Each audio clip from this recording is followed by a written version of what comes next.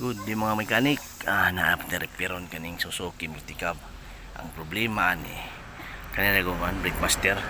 Kaya ingon pa ni kuan customer magbasa daw diri sa iyang tiilan. So karon pagsilip na ko, basa jud ay.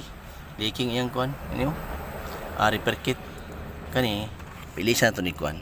Simple nga brake master. Okay. Ato sa tanggalon. Ikaran di sulod. Akong giangat ang iyang kuan ba, dashboard para di ta maglison ini tanggal sa iyang kuan brake master. Ano ba brake master niya? Kani tanggal ani kuan siya. 12 mm nga kuan, lusi. Tapos kani diri sa iyang fitting kuan. Ni 10 mm. Open na good. Open rin nga kuan. Nga 10 mm. Mura tanggal na.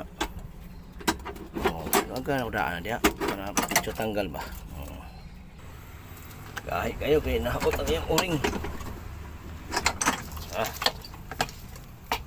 Ano yan kuhan? Brake master. Okay. Palit-palit na sa ustag yan eh. Update mo kung kapalit siya. Okay.